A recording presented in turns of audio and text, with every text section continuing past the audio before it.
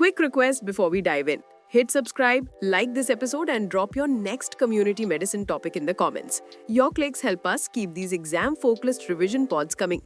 Today's focus is entomology with special attention to mosquitoes. To guide us, we have Dr. Sharon, community medicine specialist.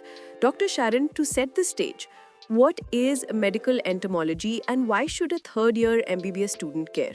Medical entomology is the study of insects and other arthropods that affect human health by biting, stinging, causing allergies, or transmitting pathogens. Its scope includes the behavior, ecology, and control of vectors, making it central to preventing vector-borne diseases. Arthropods of public health importance span class Insecta, that is, mosquitoes, flies, fleas, lice, bugs, class Arachnida, that is, ticks and mites, and even class Crustacea, remember Cyclops, the water flea, historically key in dracunculosis transmission via contaminated water. In terms of transmission, arthropods can spread agents mechanically, simple carriage on contaminated body parts, or biologically, where the pathogen develops within the vector, as in malaria. Great. Let's zoom into mosquitoes, the exam heavyweights. Could you walk us through their life cycle and how to differentiate Anopheles, Culex, and Aedes at various stages? Absolutely. Mosquitoes undergo complete metamorphosis. Egg, larva, pupa, which are all aquatic stages, and then adult, that is terrestrial. If you talk about eggs, Anopheles lays single eggs that float and have lateral floats.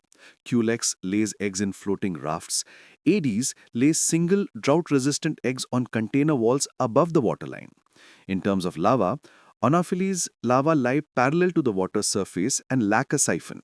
Culex and Aedes hang at an angle using a siphon. Pupa are aquatic tumblers with respiratory trumpets. Species-level ID is less reliable here for students. Just know the concept.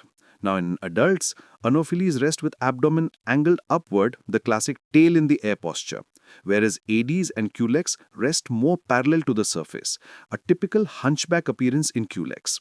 Aedes aegypti has striking black and white tiger markings.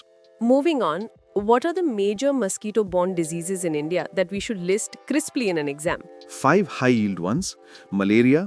Agents include Plasmodium bivax and Plasmodium falciparum.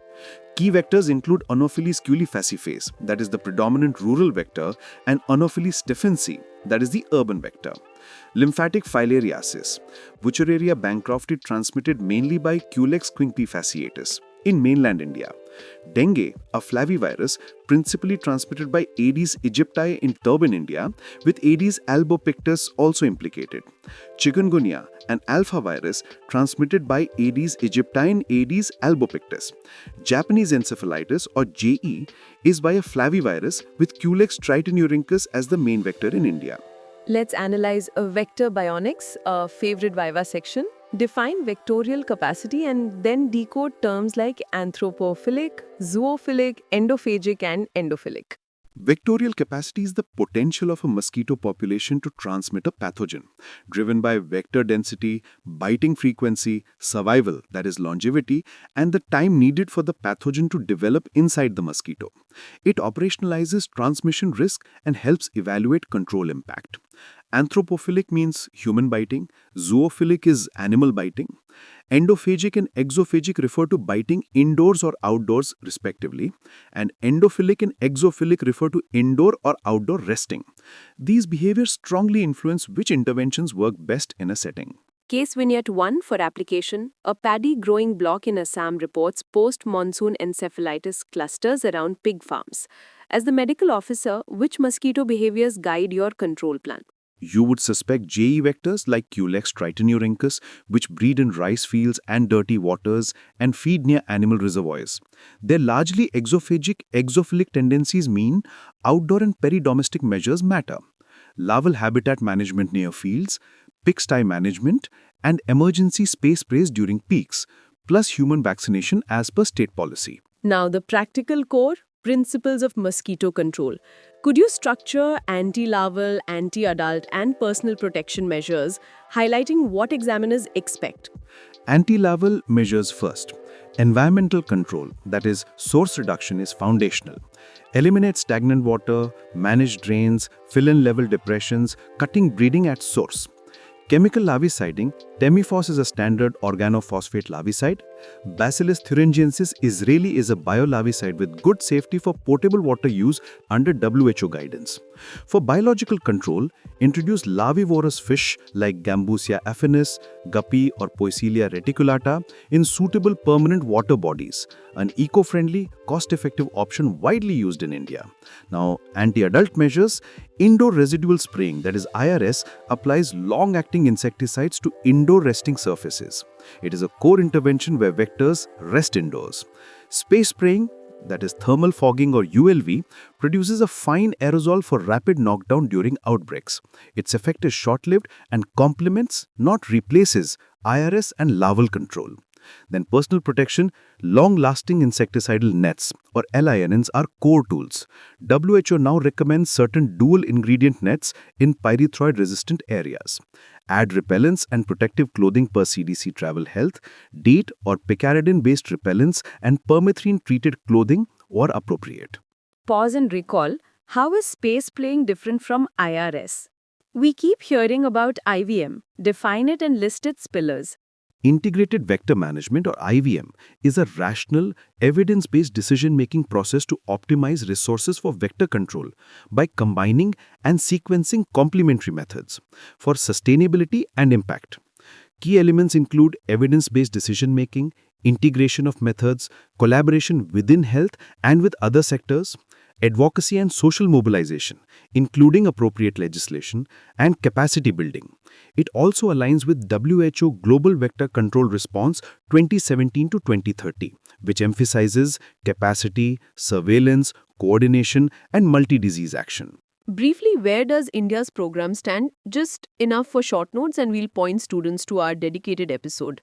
India implements the National Vector-Borne Disease Control Program, administered by the National Center for Vector-Borne Disease Control, covering malaria, lymphatic filariasis, Kala Azar, dengue, chikungunya, and Japanese encephalitis.